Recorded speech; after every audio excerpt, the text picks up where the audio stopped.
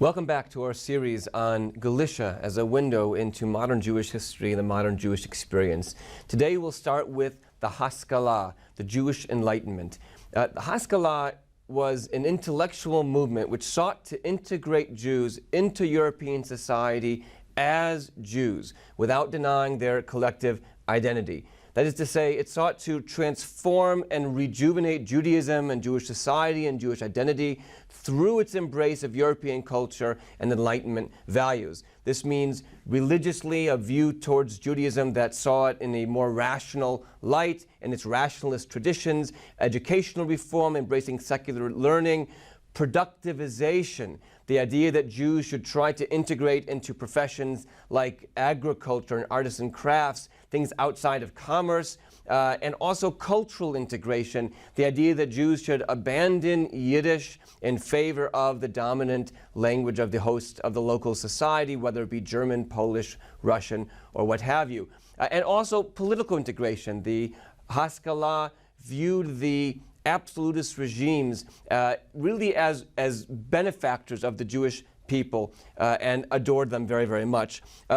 Joseph Perl, who is our case for today, will exemplify and pioneer the cause of each of these in very profound ways. Now, Galicia is traditionally viewed already importantly as a gateway of the Haskalah between Berlin, where the Haskalah is traditionally seen as beginning, into Eastern Europe and Russia 2 generations later. But actually, recent scholarship has emphasized not only Galicia as a gateway from Berlin, but actually as developing autonomously its own Maskilic traditions in the Austrian influence. Galicia also had a totally different milieu than what was happening in Germany and Berlin. It was the most backward province in Austria, which means, among other things, the Maskilim are surrounded by traditional Yiddish-speaking masses with deepening commitment to that Yiddish culture and the rise of Hasidism. The Maskilic communities born in Galicia already in the mid-1810s in places like Brody, Lemberg, and today we'll see Tarnopol, are organized in opposition to the rise of that Hasidic movement. People like Menachem Mendel Leffin, Nachman Krochmal, Yehuda Leib Mises, and today Joseph Perl are laying the foundation for the Haskalah for the 19th century. Joseph Perl was almost certainly the most important creative Maskilic leader of this first generation.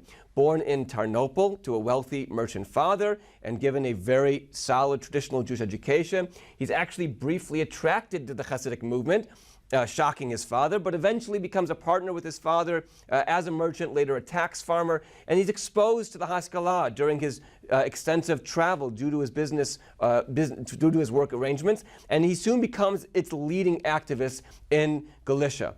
Already during the Russian occupation of Tarnopol, during the Napoleonic Wars, he wins support from the Russian state and later then from Austria as an educator. He earns medals from each of them that you can see from the image he proudly wore. He establishes a Maskilic school in Tarnopol, one of the very first Maskilic schools ever established in 1813, which remains open all the way until World War II, funded at least in part by the kosher meat tax. And it has the standard Enlightenment Haskalah curriculum. That means teaching Bible, even some Talmud, which wasn't as common among the Maskilim, and Hebrew grammar, together with Polish, French, math, history, and geography. The full Maskilic curriculum. But also, look at him in the image. You can see this is a very religious person. This is a person who remains absolutely committed to traditional Judaism in that sense, with the head covering, with the side locks and so on, but also proud of his integrated Maskilic identity, portraying himself wearing his medals from both the Austrian and Russian states. His school had twice a day obligatory prayers and once fired a teacher for violating Shabbat. He remains, in other words, again, absolutely committed to Judaism. It is an acculturated, hyphenated identity, but one absolutely committed to Jewish ritual, Jewish religion. He also establishes a new synagogue attached to the school. And this is quite interesting, actually. The more famous early so-called Reformed temples in Westphalia and in Amsterdam have received a lot of attention and scholarship. His synagogue, much less so. Rachel Manakin recently discovered the ordinances for the new synagogue, which demonstrate not only his Maskilic innovation, but actually the Galician origin of a certain type of modern traditional synagogue, where you have decorum and the edifying sermon, which is the hallmarks and part of the new synagogue of the 19th century, but also strict adherence to traditional liturgy, traditional tunes, the absence of a choir, which is halakhically permissible but was not allowed in his synagogue, and deference to the existing rabbi of the city, should the rabbi choose to accept that role. Perl also tried to establish a verein, an association, to encourage crafts and industry. And in 1833, he has plans for a Maskilic rabbinic seminary. Neither of these actually happened. But again, you see Perl acting on all of the various facets of the Haskalah, from religious development, education, productivization, and so on. His ideology focused very much on education and moral refinement through European culture, German language over Yiddish, for example, sciences and so on. But what really united the Galician Maskilim that was unique to that province was their campaign against Hasidism, both with polemics and with appeals to the state, both of which, as we'll see, failed. And this is because of the local reality, where Hasidism spread so early and so quickly. Perl and the others accused the Hasidim of spreading ignorance, of threatening the welfare of the state, and of deceiving the masses. He wrote attacks against beliefs in spirits and demons and magic. He attacks Kabbalah as a foreign pollution, and he especially attacks the tzaddikim, the Hasidic saints, as being con men.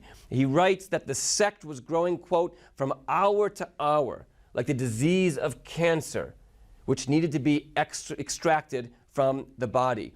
He writes a number of anti-Hasidic polemics and satires, some of them unpublished, and he petitions the state to shut them down. In both efforts, he utterly fails. And the truth is, Perl writes quite a bit of loyalty and love to the Austrian royalty and the Austrian state, but he had a critical miscalculation of what the state wanted during these reactionary years. Austrian control of the province depended on quiet, and that meant a secure relationship between the Polish aristocracy and the Jews, and the state and the Jews. And what we've now seen is that this means also religious toleration, including for the Hasidim. But he does lay the foundation for both the growth of the Haskalah in the 19th century and the birth of modern Jewish literature. His most famous satire, Megalit Tamirin, the Revealer of Secrets, the authorities permitted to publish. They had denied him the right to publish his first tract in the essence of the Hasidic sect. And it's really one of the most brilliant Hebrew novels, in many ways the first Hebrew novel ever written. It was so brilliant. It was a satire on the Hasidic books like Shivchei HaBesh, in praise of the Baal Shem Tov, which were these vignettes of stories of miracles by the Baal Shem Tov, the founder of the Hasidic movement. But his was a satire where he tried to mock them for their beliefs. So, for example, there was a letter where a woman writes to one of her friends, my son, my poor son, was forced by the state to study in the public schools for 7 or 9 years, but thank God he remembers nothing, which would have been hysterical to any maskil mocking the Hasidim, but the Hasidim themselves would have bought into this. And indeed, many Hasidim did buy the book, thinking it was a legitimate book of miracles of some great Hasidic saint, whereas the maskilim and anyone educated could see through the ruse and appreciate its true meaning. There was very little actual influence of any of his work on the Hasidim himself, but he does influence Hebrew literature. As I mentioned, it's often viewed as the first Hebrew novel and becomes the paradigm of a century of maskilic attacks on Hasidism.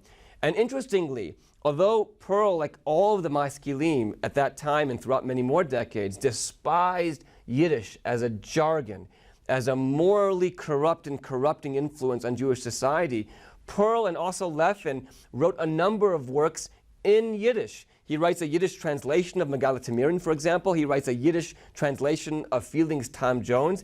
He recognizes And in a very early way, he recognizes if you want to reach the traditional masses, the vast majority of whom cannot read and understand Hebrew, who cannot read and understand any language besides Yiddish, you're going to have to reach them through Yiddish. And here too, unsurprisingly, he displayed a brilliant talent at Yiddish style as well. So Perl, along with several other Galician maskilim, pioneered new forms of Jewishness, wed to both enlightenment and tradition, intellectually, in his writing and organizationally regarding religion, education, synagogues, cultural leadership, and more. Perl even secured the hiring of a modern rabbi, Shlomo Yehuda Rappaport, as rabbi of his town of Tarnopol in 1828. Although after Perl's death in 1839, the rabbi was forced out as heretical and left Galicia. More on him in another lecture. Perl's passing in 1839 was the end of an era of sorts, as a younger generation stepped up in their place. Eventually, the modern political heirs of the Haskalah, integrationists, Zionists, and many others. More on them in future lectures. Thank you.